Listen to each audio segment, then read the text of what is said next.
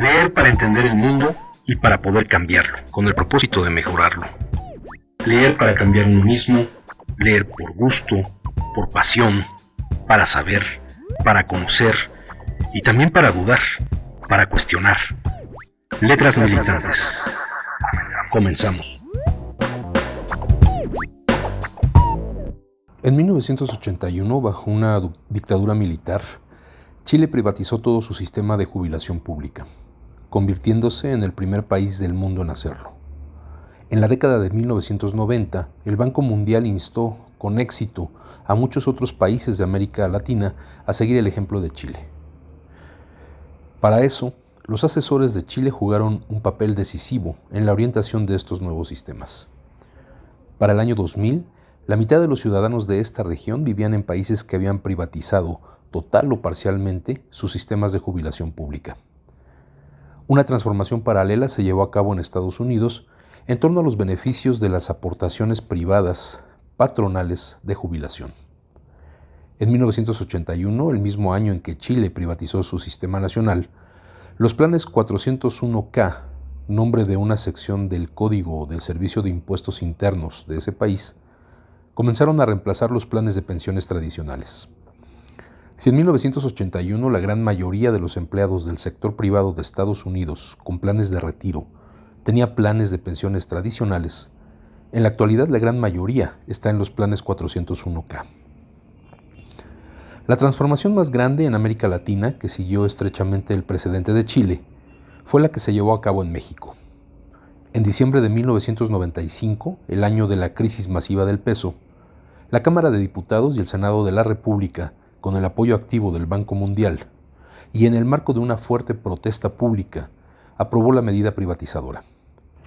Lo que hizo posible la impopular misiva fue que durante la presidencia de Ernesto Zedillo, el Partido Revolucionario Institucional, PRI, todavía tenía un control semiautoritario del Estado, con mayorías disciplinadas en la Cámara de Diputados y el Senado. La legislación estableció empresas para administrar las cuentas, esto es, las administradoras de fondos para el retiro o afores.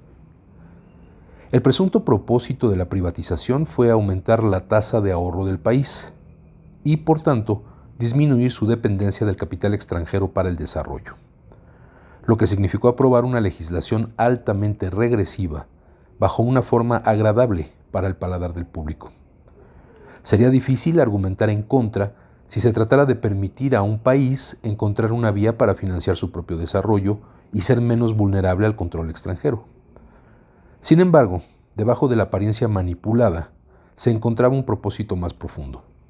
Lo que la privatización hizo fue transformar el ahorro para la jubilación de los trabajadores colectivos en una nueva fuente de acumulación de capital para la inversión en los mercados de valores de México y otros que el capital privado podría controlar.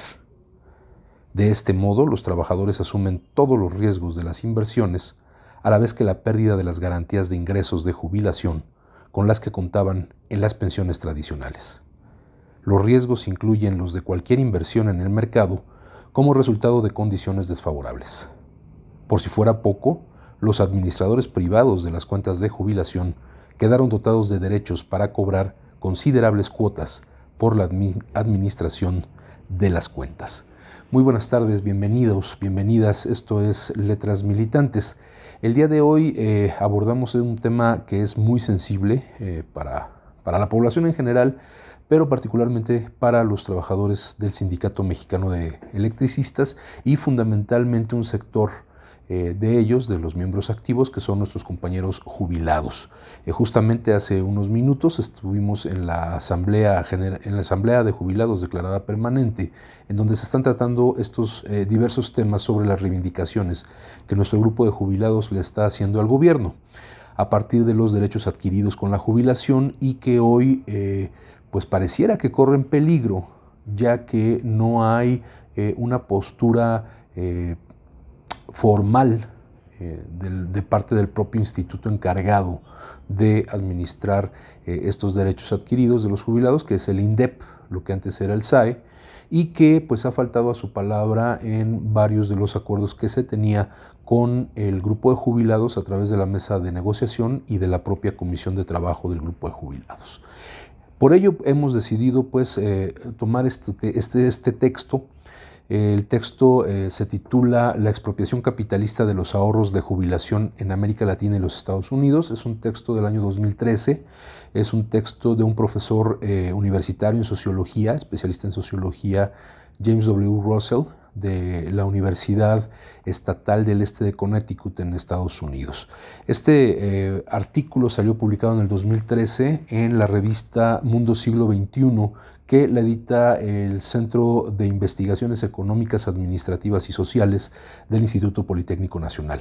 Y a pesar de que tiene prácticamente 8 años de haberse escrito, su vigencia pues es indudable, porque seguimos, a pesar de que ha habido cambios en la administración, en el régimen de gobierno, seguimos teniendo este gran problema con muchas de las conquistas sociales para los trabajadores y para los extrabajadores, para quienes hoy forman parte de este amplio sector de adultos mayores que después de dejar en muchos casos más de 30 años de su vida activa a la producción, a la reproducción del propio capital, hoy incluso el derecho a un retiro digno se ve amenazado por estas políticas rapaces, estas políticas depredadoras que vienen impulsadas desde el capitalismo global y sus instancias financieras internacionales. Y esto pues nos hace decir con toda franqueza que el neoliberalismo no ha terminado de irse, a pesar de que se busca establecer ciertas políticas de gobierno que cambien las condiciones de relación entre el capital, el Estado y la población, pues francamente no se ven cambios de fondo. Y esto es algo que hay que señalar y hay que apoyar en estas movilizaciones que estamos impulsando diversas organizaciones sociales desde distintos ámbitos, el ámbito de la salud, de la educación, nuestros compañeros de la CENTE, el ámbito de la salud con la presencia que tuvimos de compañeras jubiladas del Seguro Social que nos vinieron a informar sobre incluso la posibilidad de iniciar ellas una huelga de hambre en el plantón que tienen actualmente en Paseo La Reforma. Entonces, vemos cómo sigue habiendo estas denuncias, estas quejas sobre lo que a lo mejor podría denominarse el último coletazo del neoliberalismo rapaz que nos tocó vivir claramente durante más de 30 años en México. Y mientras no cambien esas condiciones de fondo para trabajadores y trabajadoras de nuestro país, el futuro pues no se ve muy promisorio para las futuras generaciones. Entonces, bueno, nos parece importante retomar este texto que vamos a seguir dándole lectura en esta emisión de Letras Militantes. En México, donde ha existido una cultura histórica de corrupción pública y privada, y una amplia laxitud de los controles sobre los fraudes al consumidor, la privatización de la seguridad social ha provisto a los poderosos de una nueva forma para que se aprovechen de los débiles. En lugar de funcionarios corruptos que hurten las cuentas públicas, en el nuevo México neoliberalizado, los gerentes corporativos, algunos de los cuales anteriormente habían sido funcionarios públicos, son los que ahora tienen acceso a las cuentas privadas de la gran mayoría de trabajadores desprotegidos para utilizarlas en su beneficio. Y esto se relaciona directamente o nos muestra cuáles son estos vasos comunicantes entre estas distintas formas de explotación capitalista acicateadas por el neoliberalismo, que es su expresión más salvaje, porque recientemente que estuvimos en la Embajada de Italia y que también el día de ayer estuvimos en la Junta Federal de Conciliación y Arbitraje por la demanda que hay en contra de una empresa generadora de energía a partir de sistemas fotovoltaicos. Esta empresa de capital italiano, de origen de capital italiano, de la empresa Enel, pues también está financiada entre sus accionistas por los fondos de inversión a partir de los recursos que dan los retirados, los jubilados o el ahorro para la pensión en los Estados Unidos. El 10% aproximadamente de las acciones de esta empresa, de Enel Italia, está fundada en ese dinero que manejan estas administradoras de fondos para el retiro. Y como sabemos, bueno, son generalmente inversiones de riesgo, y estas inversiones de riesgo a quien le dejan el riesgo es prácticamente a los dueños de esos fondos, que son estos trabajadores retirados o que están en vías de retirarse y están ahorrando para su jubilación. Y las empresas que manejan estos fondos, pues ellos siempre ganan, porque ellos siempre cobran una comisión, se gane o se pierda en la inversión que están haciendo, y que generalmente deciden estas propias empresas administradoras de los fondos. Es raro, incluso en Estados Unidos, el caso en que los propios financiadores de estas administradoras de fondos decidan en qué se va a utilizar o en qué se va a invertir los recursos de sus ahorros. Y bueno, finalmente son los que terminan pagando las consecuencias de estos descalabros. Pero bueno, vemos cómo estos fondos de inversión, además de que se les quitan o bueno, se les expropian de alguna manera a los trabajadores para fines privados, son para alimentar a empresas de tipo privado que llegan a un mercado privatizado, como es el caso de México a través de la reforma energética del 2013 de Enrique Peña Nieto, y favorecen al mismo sistema, dándole a empresas como Enel la posibilidad de generar energía eléctrica en las peores condiciones para los trabajadores mexicanos. Es decir, no hay un respeto al marco laboral, no hay un respeto a las condiciones óptimas de trabajo de los empleados de estas empresas.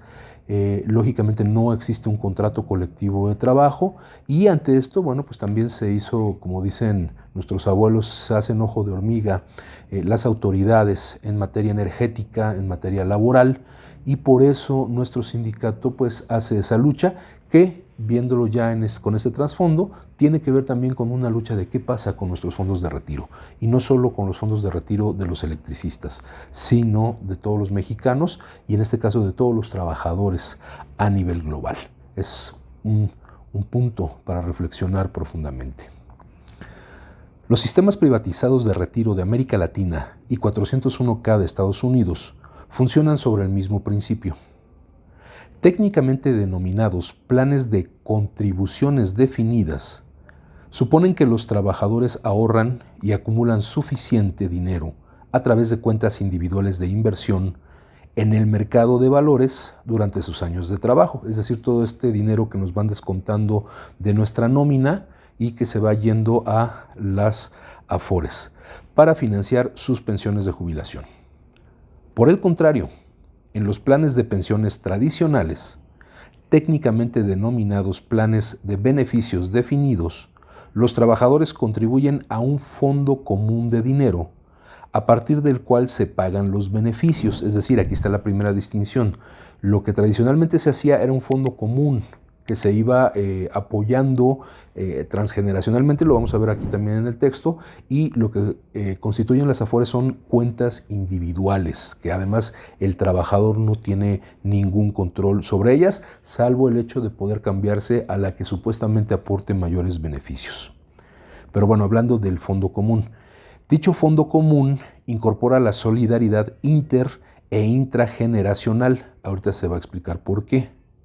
Ya que parte de los ingresos de los trabajadores jubilados provienen de las contribuciones de los nuevos trabajadores, es decir, lo que se le descuenta a trabajadores que recién empiezan o recién empezaban, porque los sistemas están cambiando, recién empezaban a trabajar, sus descuentos iban a este fondo colectivo que ayudaba a financiar las pensiones de quienes ya estaban retirados. Además, incorpora la solidaridad intrageneracional, dado que cuando los trabajadores jubilados mueren pronto, esto es, antes de que hayan recibido todo lo que aportaron, el remanente de sus contribuciones permanece en el sistema en apoyo para los jubilados de mayor longevidad, haciendo que el porcentaje de los ingresos promedios de jubilación sea más alto. Así, los trabajadores jubilados de una vida menor subsidian a los de una vida mayor. Es por esto que se le llamaba un sistema solidario de pensiones, porque al ser un fondo común, lógicamente los trabajadores ya jubilados que fallecían, su remanente de inversión, bueno, pues quedaba en el mismo fondo para apoyar a los que todavía siguen vivos, y esto apoyado por los trabajadores nuevos que van aportando a ese fondo y van manteniendo ese fondo. Y por eso las iniciativas incluso de nuestros compañeros de la Confederación de Jubilados, Pensionados y Adultos Mayores de la República Mexicana ha tenido muy en cuenta este tema para insistir en que se regrese a este sistema de pensiones solidarias, en donde haya este fondo común y no este sistema especulativo, este sistema financista basado en el interés particular y en la ganancia individual, dependiendo de la suerte que uno tenga en el mercado. Que bueno, generalmente no se trata de una cuestión de suerte, sino de una cuestión de exprimirle la mayor cantidad de dinero a los trabajadores que están bajo este sistema. A medida que las transformaciones se llevaron a cabo, la industria de servicios financieros que administra las cuentas propulsó la creencia de que estos nuevos planes de inversión privados proporcionarían beneficios de retiro mucho más exitosos que las pensiones tradicionales que estaban reemplazando. Es decir, apelar a esta codicia al decir vas a tener más dinero con este sistema porque vamos a entrar en la bolsa, porque se va a poder invertir tu dinero en proyectos que pueden ganar mucho, y ya en voz baja dicen, bueno, pero también puede perder, y entonces se apela a ese individualismo por encima del interés colectivo. Pero 30 años después, ya que se ha jubilado la primera generación de trabajadores, de acuerdo con estos esquemas de inversión en el mercado de valores, los beneficios han resultado ser regularmente menos de la mitad de lo que cubrirían las pensiones tradicionales. O sea, fue un gran engaño. En el caso de Estados Unidos, incluso el Wall Street Journal empezó a publicar artículos sobre la creciente crisis de la jubilación para los miembros de estos planes. Y es lo que también nos han comentado en fechas recientes compañeros de la Confederación, encabezados por nuestro compañero prosecretario de Jubilados, nuestro compañero Jorge Herrera, en donde explicaba muy claramente que esta primera generación de pensionados por Afores, en primer lugar, va a ser reducida. No van a recibir este beneficio económico todos los trabajadores que estaban inscritos en este sistema, sino que se va a reducir únicamente a 75,000 trabajadores del país. Y que además estos 75,000 trabajadores lo que van a recibir como pensión es el 25%, es decir, una cuarta parte del salario que percibían como trabajadores en activo. Entonces queda demostrado nuevamente el gran engaño capitalista a través de estas pensiones para el retiro a través de las Afores. Vamos a una pausa musical, y al regreso continuaremos con la lectura de este texto, La expropiación capitalista de los ahorros de jubilación en América Latina y Estados Unidos. En un momento entonces continuamos. Estás escuchando Letras Militantes.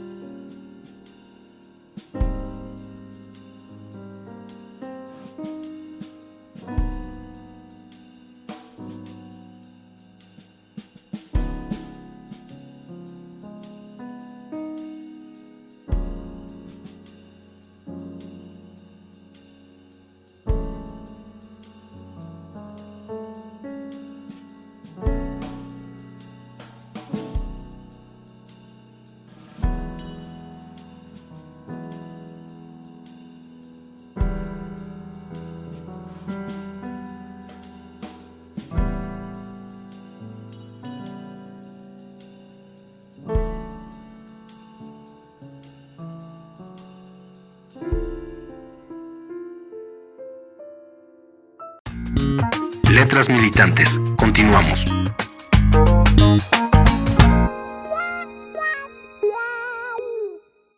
Y ya estamos de vuelta en Letras Militantes con este interesante texto, La expropiación capitalista de los ahorros de jubilación en América Latina y los Estados Unidos, de James W. Russell. Nos quedamos justamente en cómo a 30 años de la implantación, la imposición de este sistema de ahorro para el retiro mediante cuentas individuales, las famosas Afores, como ya incluso en el corazón del capitalismo global, como es Estados Unidos y su principal medio de comunicación, que es el Wall Street Journal, ya se hace esta crítica al fracaso de este sistema de ahorro. Continuamos con el texto.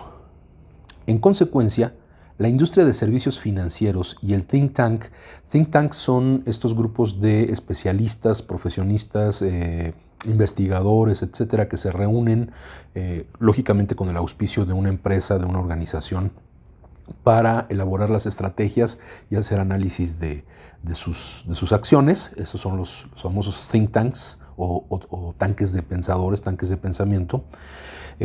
Repito, en consecuencia, la industria de servicios financieros y el think tank de derecha que los impulsa ha tenido que virar sus planteamientos, pasando de señalar que los esquemas de mercado de valores podrían producir más ingresos para la jubilación, a afirmar que conforman el único enfoque sostenible. Es decir, primero decían que era el que resultaba más beneficioso y ahora dicen que es el único, ¿no? Porque ya demostrado su fracaso no les queda más que aferrarse a que es lo que realmente queda por hacer nada más, ¿no? Después de haber desmantelado todos los otros sistemas solidarios. Afirmar que conforman el único enfoque sostenible porque las pensiones tradicionales son demasiado caras. Esta afirmación, sin embargo, también resulta ser falsa. Para entregar una cierta cantidad de beneficio, los planes de pensiones tradicionales de beneficios definidos requieren alrededor de la mitad de las contribuciones de las que demandan los planes de tipo de inversión privada. Salen más baratas. Los beneficios de los planes privados de inversión son inferiores a los de las pensiones tradicionales que sustituyeron por dos razones.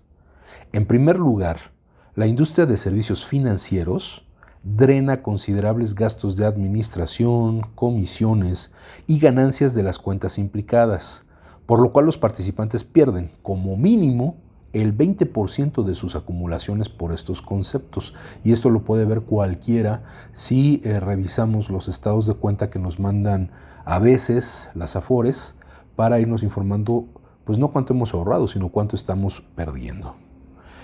Como mínimo, el 20% de sus acumulaciones por estos conceptos. En segundo lugar, los planes individuales de inversión privada carecen de las ventajas en cuanto al riesgo que las pensiones tradicionales tienen con el fondo común.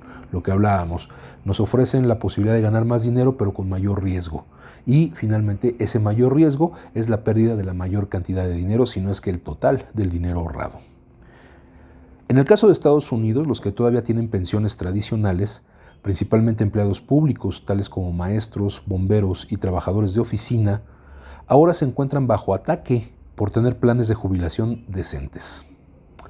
Los círculos de los think tanks conservadores han montado una campaña de propaganda masiva para convencer a los contribuyentes de que las pensiones de los empleados públicos son la principal causa del déficit del presupuesto estatal, es decir, echarles la culpa que todo el sector público es el que genera esta carga fiscal, esta carga onerosísima para el resto de la población, algo que vimos justamente durante el apogeo del neoliberalismo aquí en México. Paralelamente al ataque a los trabajadores públicos y a sus pensiones, existe un ataque de más largo alcance a la seguridad social. El Sistema Nacional de Pensiones de Beneficio Definido, que se creó en 1935 como parte de la legislación del New Deal, el nuevo acuerdo de la administración Roosevelt, los círculos de los think tanks conservadores han empujado desde finales de 1970 a la privatización de la seguridad social con el fin de hacer a los ciudadanos más dependientes de los planes de inversión privados y desviar sus contribuciones de ser manejadas por el gobierno federal a circular ahora en Wall Street, Lo que decimos, bueno, parte del proceso neoliberal es justamente desmantelar estas responsabilidades sociales del Estado. Esto ya lo hemos tratado en muchos otros programas con varios temas diferentes, pero en la base está lo mismo, ¿no? La expresión más salvaje del capitalismo lo que dice es quítale al Estado toda responsabilidad sobre la población y deja que todo se vuelva un negocio, una mercancía. El propio trabajador se vuelve justamente una mercancía para su uso, su explotación a los grados máximos por parte del propio sistema. En 2005, el presidente George W. Bush citó el modelo de Chile como un precedente supuestamente favorable para privatizar parcialmente el sistema de Estados Unidos. Incluso más significativo es que José Piñera, ministro de Trabajo durante la dictadura y arquitecto del sistema chileno privatizado, se trasladara a Washington después de la restauración de la democracia formal para convertirse en el director del proyecto de privatización de la seguridad social del derechista Cato Institute de Estados Unidos. Y Piñera, bueno, gobernando también en Chile, manteniendo el neoliberalismo y sus expresiones más absurdas, más burdas en la actualidad chilena. Hasta ahora los intentos para privatizar la seguridad social mediante lo que se denominó la tercera vía de la política han fracasado frente a la amplia oposición pública.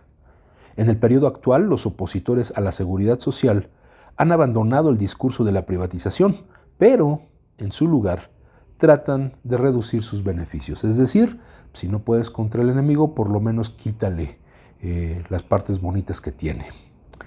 De esta manera, la disminución de los beneficios de la seguridad social forzaría a los trabajadores a cobijarse cada vez más en las cuentas 401k, que hablábamos que este es un sistema de impuestos que tiene Estados Unidos. Esta estrategia parece unir a las élites de los partidos republicano y demócrata con el presidente Barack Obama para aprobar una reducción en los costos de seguridad social.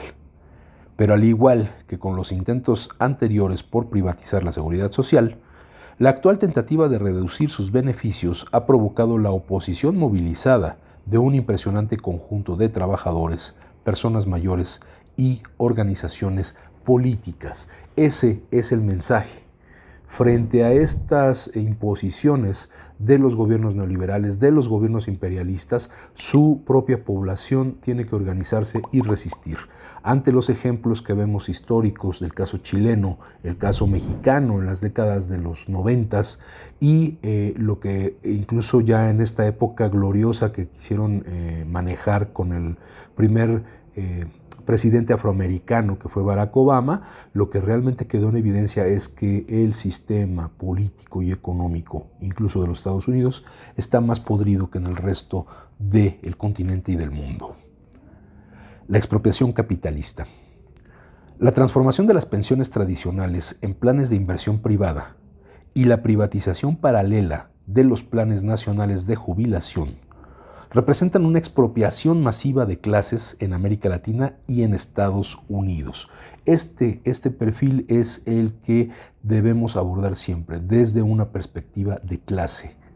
No podemos ser neutrales, no podemos pedir objetividad cuando el sector del que formamos parte es indiscriminadamente atacado, devastado y saqueado por los grandes capitales, siendo cómplices los gobiernos. La industria de servicios financieros está asaltando los ahorros de jubilación colectivos de cientos de millones de trabajadores para inflar sus propios beneficios, que han crecido enormemente a expensas de la seguridad del retiro. Sin embargo, al mismo tiempo, ha habido y sigue presentándose resistencia ante estas expropiaciones. Esta lucha en torno a los beneficios de las jubilaciones implica profundas y marcadas tendencias dentro de la lógica de la circulación y la acumulación de capital. En el sistema capitalista, los propietarios capitalistas buscan continuamente oportunidades para aumentar el valor de su capital. Para hacer eso, invierten ese capital en los procesos de producción o en otras transacciones comerciales en las que haya probabilidades de obtener ganancias. Lo que genera estas ganancias es el nuevo valor que los trabajadores producen en cada etapa de los procesos de producción. es decir, de lo que el trabajador con su fuerza de trabajo en la jornada laboral extendida en muchos casos, con las bajas condiciones que tiene y que implican un menor gasto y una mayor ganancia para el patrón. Además de eso, lo que los trabajadores generan como ganancia se utiliza o se invierte tanto dentro del mismo proceso interno de la empresa o del método que se esté usando, como también utilizan parte de esa ganancia para invertir en otra parte.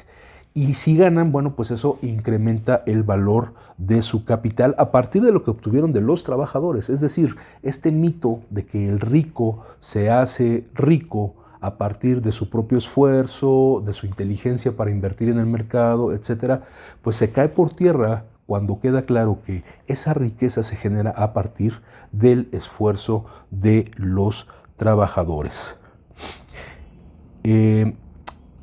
Invierten en otros procesos para obtener las ganancias.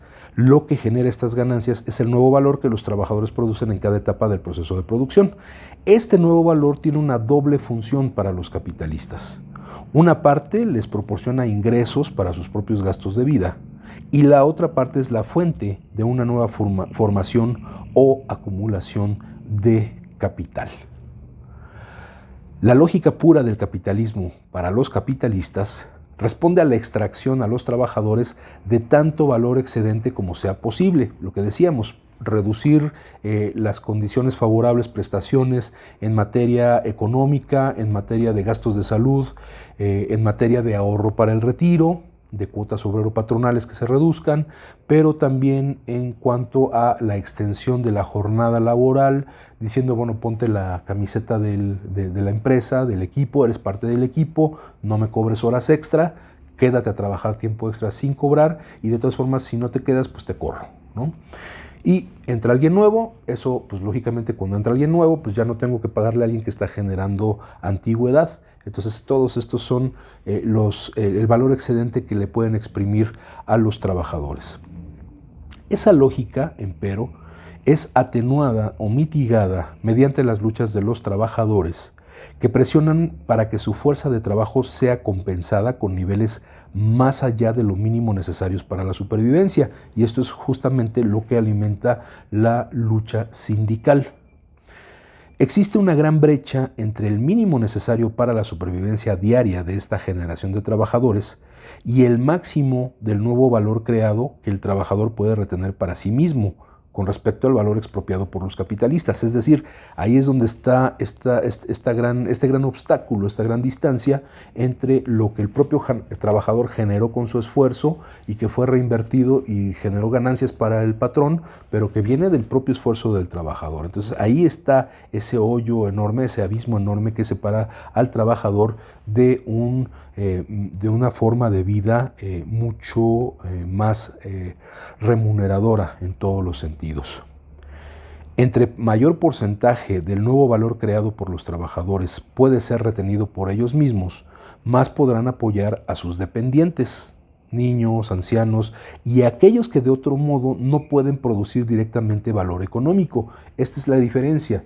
El capitalista produce y reproduce su capital generándole las ganancias más que suficientes para su propia subsistencia y además para reproducir su propio capital, acumular más capital, meterlo a la reproducción del propio medio de producción que tiene, mientras que el trabajador lo más que pueda retener es justamente para su supervivencia y para poderle aportar a sus dependientes económicos. En toda sociedad, quienes no pueden producir valor económico dependen de los productores capaces de poder producir más de lo que necesitan para su propia supervivencia individual. Este excedente de producción se transfiere a los no productores, niños, ancianos e incapacitados. En el mundo de habla hispana, esta idea se expresa en 3 edades, antes, durante y después de participar en la fuerza de trabajo. De modo que la segunda edad, que es los que estamos todavía activos trabajando, apoya tanto a la primera, que son los niños que no están trabajando, como a la tercera edad, que son los que ya dejaron de trabajar.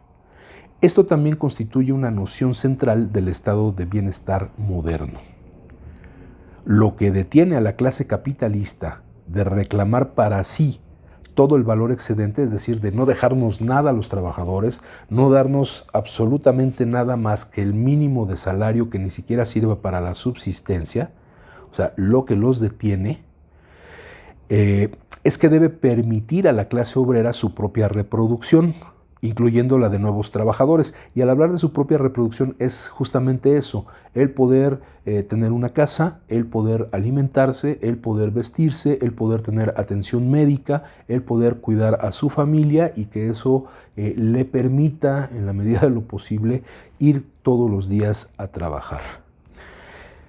De lo contrario, el sistema no podrá ir más allá de la generación actual, es decir, al igual que los dueños de los esclavos, que tenían un interés en que sus esclavos se reprodujeran, el capitalismo necesita garantizar la existencia de futuras generaciones para explotar. Es decir, este ánimo de explotar a los trabajadores al máximo también tiene su límite dentro de los propios capitalistas, porque dicen, bueno, pues es que si les quitamos absolutamente todo, se van a morir. Y si se mueren, pues ya no tenemos más trabajadores que explotar. Que bueno, es a lo mejor una manera exagerada de expresarlo. Sin embargo, la clase capitalista no tiene un interés puramente económico explotador en los trabajadores que sobreviven más allá de sus años de trabajo productivo o en el apoyo a las personas discapacitadas que no pueden producir valor económico. En la fría lógica del capital se encuentra la fuente oculta del ataque actual a los beneficios al retiro. En el sentido más crudo de los términos, el capitalismo más extremo sería aquel en el que exclusivamente los miembros de la clase capitalista podrían ser apoyados en su edad avanzada, ya que no existiría ningún tipo de apoyo para los trabajadores jubilados o incapacitados. Esto es en el término extremo. Los capitalistas únicamente tienen interés político en el hecho de que exista apoyo para los trabajadores después de sus años productivos, es decir, en pocas palabras, por política es que hay ese aporte para que los trabajadores de la tercera edad puedan tener una pensión, por intereses políticos. Ahorita vemos por qué. Tienen interés en que un sistema que los beneficia de manera desproporcionada a los capitalistas sea percibido como legítimo o relativamente justo por parte de los trabajadores. El capitalismo extremo, en el que solo los trabajadores productivos y sus hijos pudieran sobrevivir con niveles mínimos de subsistencia, provocaría rebelión. Entonces aquí está parte del secreto, porque el capitalista no es tonto, el capitalista no es despiadado porque sí, es fríamente calculador, es quirúrgicamente preciso para mantener al sistema vivo, reproduciéndose a pesar de sus propias crisis cíclicas y sistémicas. Buscan siempre la manera de poder mantenerse, de estirar la liga un poquito antes de romperla. El interés puramente político de la clase capitalista en la sobrevivencia requiere al menos una provisión mínima de apoyo a los ancianos. Los trabajadores, sin embargo, quieren algo más que la supervivencia mínima durante la vejez.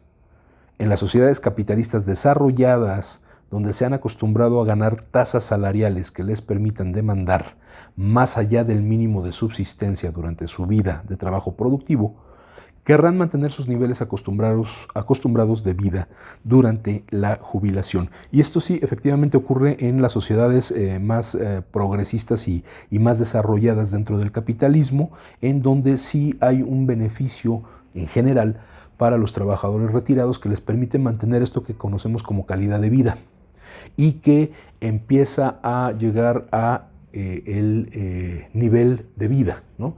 Estamos acostumbrados a un nivel de vida cuando pues tenemos una serie de beneficios, de gustos, de lujos que nos podemos dar a partir de un ingreso económico. Eso nos coloca en un nivel. Pero la calidad de vida pues es el hecho de que podamos mantenernos. Ese nivel siempre va a estar o generalmente va a estar abajo de lo que se considera como nivel de vida. Esta calidad de vida es la que va a decir, bueno, pues tenemos que comer 3 veces al día, tenemos que contar con un techo, ya sea rentado o propio, y con una serie de facilidades médicas que nos permitan seguir subsistiendo. Entonces, en estos países desarrollados sí hay ese cuidado que ha tenido el capitalismo en que a sus trabajadores se les dé esta calidad de vida que llega a sostener un nivel de vida. En el caso de Latinoamérica, del tercer mundo, de todas las economías periféricas, como se les llama, o como se nos llama, no hay ese interés político de los gobiernos neoliberales. No hay ese interés y eso se refleja en que lo que percibe un trabajador retirado generalmente es un porcentaje del salario que recibía mientras era un trabajador en activo. Y por eso, bueno, existen todas estas adecuaciones y todos estos movimientos en la ley del Seguro Social, las modalidades, la famosa modalidad 40, etc. Y esto es resultado de un proceso de desmantelamiento de ese estado de bienestar que a muchos de nosotros nos tocó vivir desde niños, que ya en la adolescencia o entrando a la adolescencia, a muchos de nosotros, a mi generación, nos tocó empezar a ver esos cambios, ¿no? Que todos esos beneficios, ese nivel de vida que teníamos antes de la llegada de los gobiernos neoliberales se ve transformado de manera extrema con las privatizaciones, con el favorecimiento a empresas privadas, a inversiones privadas y la reducción de beneficios para los trabajadores. Frente a eso, bueno, justamente hay que recordar que el día 1 de agosto se va a llevar a cabo esta consulta nacional para decirlo como lo que es o por lo que la originó. Esta consulta es para poder enjuiciar a los expresidentes neoliberales. Y en el Sindicato Mexicano de Electricistas decimos sí al juicio a los expresidentes neoliberales. Carlos Salinas de Gortari, Ernesto Zedillo, Vicente Fox, Felipe Calderón, particularmente para nosotros, y Enrique Peña Nieto, culpable de la reforma energética, son esos expresidentes que tienen que ser puestos a disposición de la ley y que tienen que pagar con cárcel todos los delitos de lesa humanidad, todos los delitos financieros, todos los delitos económicos, todos los delitos contra los derechos humanos que cometieron o permitieron cometer durante sus mandatos. Y por eso vamos a participar este 1 de agosto en esa consulta. Podemos entrar a nuestras páginas oficiales del Sindicato Mexicano de Electricistas para recoger y difundir los carteles, los textos, infografías y videos que ya tenemos circulando en redes sociales. Y hacemos también esta invitación a nuestras compañeras y compañeros para que hagamos nuestros propios testimonios sobre el por qué queremos que se enjuicie a estos presidentes y a quiénes particularmente. Porque los electricistas tenemos ese pendiente histórico, particularmente con Felipe Calderón, también con Enrique Peña Nieto, pero en general con todos estos presidentes neoliberales. Por eso los electricistas decimos sí al juicio a los expresidentes. Bien, pues se nos acaba el tiempo. Por nuestra parte en Letras Militantes sería todo por esta emisión. Vamos a continuar en la próxima emisión con este texto que me parece muy importante, muy interesante para conocer a fondo qué es lo que pasa con los procesos de retiro y jubilación y cuáles son las políticas que se están tomando en el caso mexicano en estos momentos. Por lo pronto, bueno, pues muchas gracias por su atención y nos vemos la próxima semana en Letras Militantes. Hasta luego. Decía Samuel Smiles, el libro es una voz viviente, es una inteligencia que nos habla y que escuchamos. Acompáñanos en la próxima emisión de Letras Militantes, a través de Radio SME, donde a los libros les damos la palabra.